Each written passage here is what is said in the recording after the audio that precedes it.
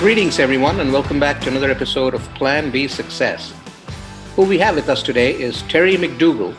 Now, Terry has been in the corporate field doing marketing for a long time, but now she's an executive and career coach, author of Winning the Game of Work, Career Happiness, and Success on Your Own Terms. Now, she's been helping a lot of high-achieving business owners and professionals who are probably very successful, but not very fulfilled, but not very satisfied. And she's about bringing your professional and personal life, personal happiness together in order to make sure that you find your fulfillment as well. So having said that, let's welcome Terry and then we'll go from there. So Terry, welcome aboard. Oh, hi, Rajiv. Great to be here. Absolutely. So that's an interesting niche you have there, professional fulfillment and personal happiness, the coming together of it. So let's start with your own journey. How has your journey been in the corporate arena? Well, I was a marketer for 30 years before I took a radical left turn and left the corporate field and became an entrepreneur and coach. I was always very serious about advancing in my career. I worked for a few years and went back and got an MBA. I was always reading and just looking to gather more information about how I could be more effective and move up in my career. I hired coaches along the way. And, I think that what I recognized was that a lot of times we're not really given the full picture of what it really takes to advance in the workplace. And I think that a lot of times, this is what I did, and I see it with a lot of my clients, is that when they're not getting the results that they want in the workplace, a lot of times they'll double down and just work harder. Right. And as they do that, they just sort of deplete their energy and have less and less energy to do things that they really enjoy. This whole work-life balance equation that people talk about, some people believe in balance. Some people say it's not about balance, but basically working on both your personal as well as professional lives and somehow finding a way where they don't intertwine with each other. What's your opinion on that?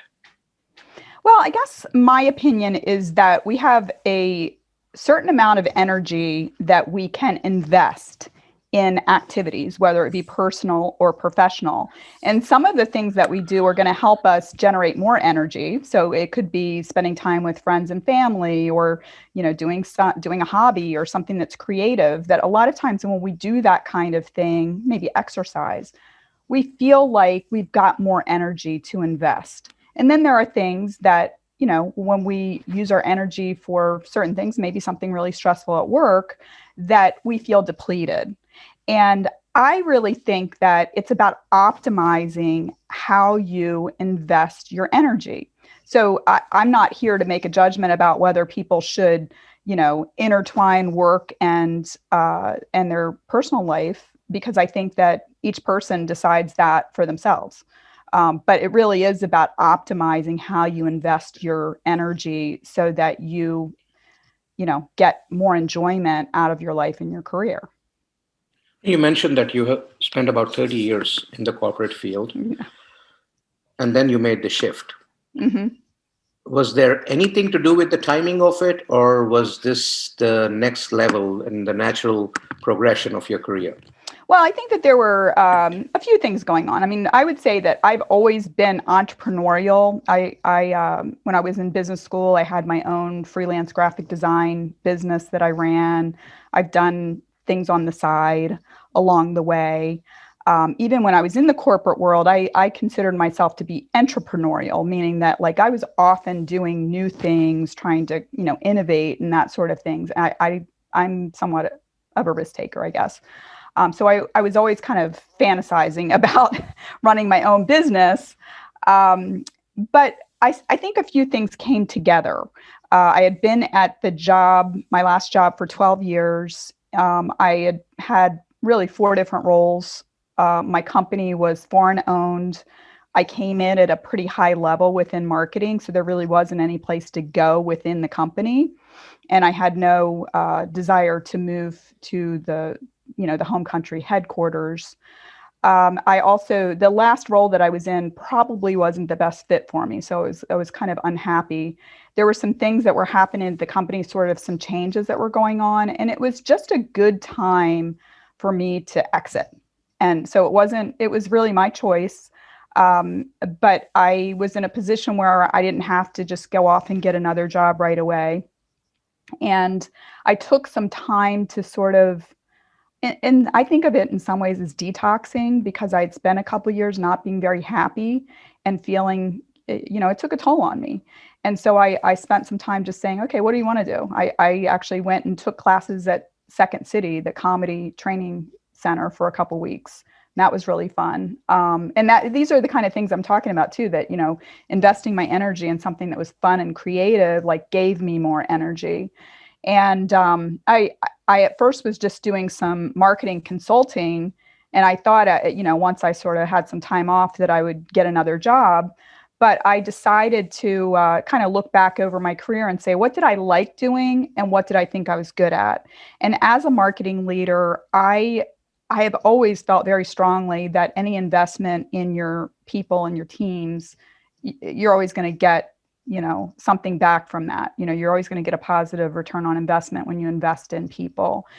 And so I always like to mentor and coach. And so I decided to get a certification in coaching. And I did not initially think that it would be a full-time job, but just going through the training program, which was about 6 months, over the course of that time, I just thought, what the heck, I'm going to give it a shot. Because I can always go back and get another job, but I'm not always going to have the opportunity to, kind of start a business, right? So that was really, I finished the training program in 2018, and in January of 2018. And that was really when I had clients before that, but that was in earnest when I really jumped in full force. And it's been great. I love it. I love what I do. And it's been a really fun journey up until this point. Awesome. So let's reflect back on work, right? So you've been in the corporate arena for about 3 decades. You've seen the evolution of work as well as the worker. And with generations changing, there's obviously the current generation is a totally different breed in terms of when you compare it with somebody who started work about 30 years ago. Yeah. What kind of differences do you see? And, the niche that you're in, the confluence of professional and personal happiness, do you see a difference in that between someone who started their career 30 years ago versus now? In some ways, yes. Yes. I mean, when I think back to, back in the 80s when I got out of college, I mean, I'll just give you this as an example. I worked for a publishing company. That was my first job. And when I took that job, at my desk was a typewriter. There was no computer. Right. A few months into the job, there was a PC, but it was like, there was no Windows, right? You had to program things in to do word processing. And of course, there was no internet. I mean, there was no internet for, probably at least a decade after I got out of college. And I think that the internet has had a huge impact on how people view work. And I've thought about this a lot with my own kids, even, that back in the old days, when I got out of school, you really had to maintain good relationships with, the people above you, because that's where the knowledge was going to come from.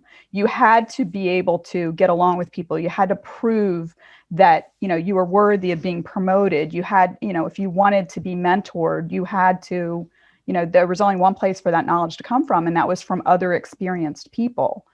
And so you learned the social skills, you learned how to interact in that environment. And one of the things that I've noticed, and again, I've got 3 kids that are 17 to 23, is that if they want to learn something, they go to YouTube. They don't ask anybody. My sons they're the oldest two, 21 and 23. And probably, 10 or 15 years ago, they were starting to make movies on the little digital cameras. And they were going out to the internet to find software that they could edit their movies on and stuff like that. Back in our day, when we were younger, if you wanted to make a movie, you would have to have access to a camera. And Mhm. even if your family had a video camera, like my parents had like a, one of those cassette video cameras, but they didn't let us use it as kids. They were too expensive. So the access to the ability to do things is very different than it was. And I think that that's had a big impact on how people interact in the workplace and also their view about what's possible. I think that a lot of, younger people, I mean, there's tons of young people that are like, oh, I'm going to do a startup. Nobody was thinking about that back when, we didn't even know what that was back then. It was like, if you wanted a job, you went and worked for a company, or maybe you might do something on your own, but that was much less common. And for one thing, like, how would you even let people know that you had a business? You didn't have the reach that people have now with the internet and social media and all of that. Even from a choices standpoint, right? So, for instance, the older generations, they were very, very focused on their work. Like you said, it was about climbing that corporate ladder, uh, having your head down and Mm-hmm. showing that you're worthy of that next level. Today it's not about levels. Today they have choices. Somebody might decide to work or not work. Now the whole gig economy, Mm-hmm. where they're interested in what they truly want to do, and they don't equate success with money anymore. I feel like they equate success with experiences and different things that they can do at Mm-hmm. this age. Yeah, yeah, and I think that I've talked to a lot of people over the last few years who, they're the I don't know, what do they call them, the nomads, right? Like Hmm. I talked to somebody not too long ago. I think he's Australian, but he lives like in Malaysia or something. And I've talked to a lot of people that, they're traveling, they're running their business on the internet and they're traveling, or even, during the lockdown with the pandemic, some of my clients that even work in the corporate environment, like, oh, they've moved to Florida to move in with their parents, because their parents can watch their kids while they're working during the day. Like, we just didn't have those kind of options. And in fact, they couldn't even be imagined, right? Because travel was more expensive. Right. Access to information was, again, like I was saying earlier, so much access to, you found out about things because somebody told you about them, or you read about them in the newspaper, you saw it on a TV show. You just didn't have the access to the information at your fingertips like we do today. Right. And what do you think about, right now, like there's this big talk about the pandemic and how it has accelerated remote work, right? Mm-hmm. People working from home, which was kind of abhorred about even as recently as maybe 10 years ago. People would think that if you were working from home or if you took some time off, you were actually running away from work. That's how everybody else Yeah. in the office saw it. And now everybody's working from home. And when this whole thing started, people were liking it and they said, hey, this is great. Maybe this is what we should do permanently. But now there's also this talk about, hey, I work from home, but earlier I used to spend X number of hours. Now it feels like I'm working from the morning to night. Mm-hmm. I'm actually doing more work, and there's no distinction between my personal life and professional life. So there's that side of the dialogue Yeah. that's going on as well. Do you hear some of that with your clients? Yeah, I actually have coached a lot of people on that during the pandemic lockdown, that people are saying that, I there used to be a physical boundary between home and work, right? They got up in the morning and they went to work and they worked while they were there and then they came home. And in some cases, not everybody has a separate workspace to, put their laptop into work. Some people have it on their kitchen counter or on their dining room table. And, I've had people say to me that, like, well, every time I walk by the computer, even if it's 10 o'clock at night, I feel like I should stop and check my email. And I just tell them that they need to make more of an effort to create a boundary between home and work. And even though, I mean, I think it's driven in some cases by people, fearing that their boss is going to think that they're not working because they can't walk by their office and see them, typing away or on a conference call or something like that. So they want to prove that they're accessible and that they're working. But that's something that they need to come to grips with in terms of recognizing, like, okay, there's going to be diminishing returns if you keep burning the candle at both ends. And we all deserve to have some off time. And I've had other clients that will say, well, my boss, texts me or emails me on the weekend, and I say, well, you don't have to answer, and you can let them know that I will get back to you first thing on Monday morning. But the weekend is sacred time with my family. Hmm. So your clients, you've been doing this for a couple of years now. Mm-hmm. What kind of clients do you get, and how do they find you? Most of the time, it's people that have been working for at least 10 years. And I worked in financial services marketing. I have a lot of marketing and advertising clients. I also have a lot of people in financial services. But quite frankly, I have worked with people across all industry areas, nonprofits, pharmaceuticals. And people find me in a variety of ways. I get clients who are referred. I meet people on LinkedIn. I have people that will, sometimes I meet, not now, but sometimes I would be at a networking event and I might meet someone and they, would be interested in exploring coaching. And if it's a good fit, we'll do that. I also am what you call an affiliate coach with a couple of companies. So, they'll go out and get a contract with a corporation to provide coaching to, a whole cohort of their leaders. And then I just get matched with people. So I've got a few different, I guess you could say, revenue streams coming into my business. Awesome. And as far as your clientele is concerned, is this more personalized coaching, or do you have some kind of a program you put them through? Um, I would say it's more customized to the individual. I've got a framework that I use to kind of walk people through, but people come to me for a variety of different topics. I really work with people in, one of three different scenarios. One is where people are out, they're working and, I mentioned like the successful but not satisfied, like they just realize that there's something that's not quite right with what's going on with them at work. And a lot of times we'll work on developing skills and strategies that will help them be more effective in their roles. So it could be learning to delegate, learning to be more concise in their communications, or putting systems in place so that they're leveraging their time and energy more wisely, so that they get the outcomes that they want. I also work with people that are in job search. So sometimes they're in a job and they know it's not a good fit, and they want to figure out, okay, what's the next step for me? I also work with people that have been laid off. And then the last group is people that are sort of at a crossroads. They're not sure if what they're doing is what they want to keep doing.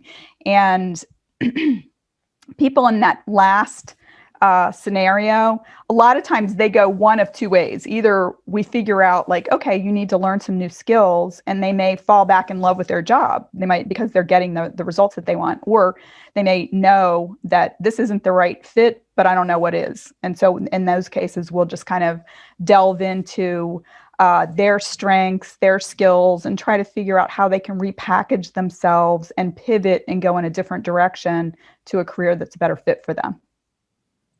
So your book, Winning at the Game of Work, how did that come about? When I first left my job, I think I had a lot of stuff to process. And so I started a blog. And it was funny because I think that sometimes I would even be dreaming about stuff. I'd wake up in the morning and I just have all these thoughts going through my mind. A lot of times I would just grab my phone and I'd write a blog on it. And after I'd been doing that for about a year and a half or so, somebody said to me, how many words do you think you have with all the blogs you've done? And I said, I don't know. I mean, I have a couple years worth of blogs.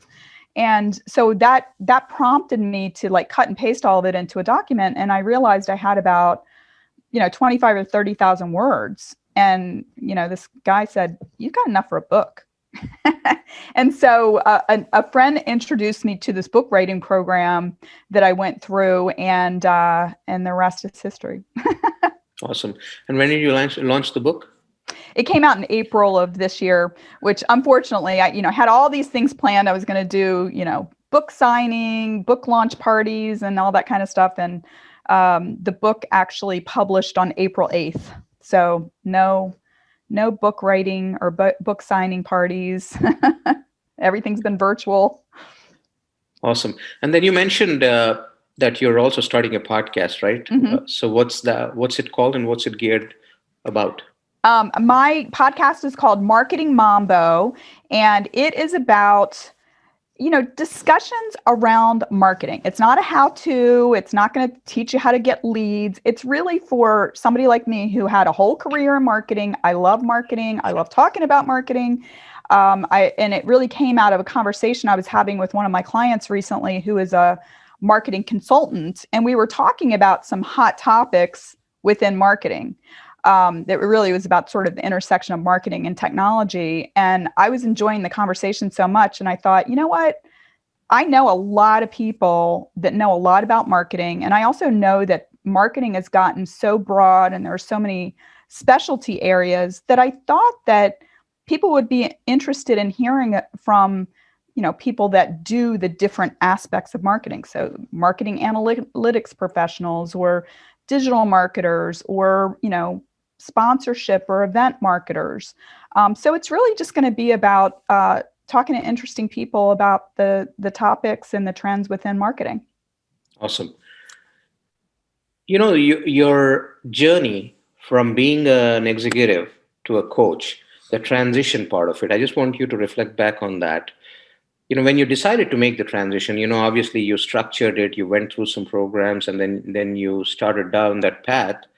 It's very different, right? So you were a corporate executive, which you're still working for a company, but a lot of your own journey is very predictable with your goals laid out and what you're chasing after and all that. Mm-hmm. Versus now you're going into being an entrepreneur, where it's a blank slate, and you got to Yeah. you got to put the picture on it. How was that journey? What were some of the ups and downs that you saw? Well, I guess I would say that I enjoyed being able to make decisions without cutting through all the red tape, because that's actually one of the things that probably was one of the biggest pain points for me when I left my old job. Is I'd come up with these great ideas, I would propose it to the stakeholders. They'd have to have a business case, and we'd have to jump through so many hoops that by the time it got okayed 18 months later, I was exhausted. I didn't really feel like doing the work. I felt like I had to work very hard just to do my job. And as an entrepreneur, if I decide I want to do something, I can just do it.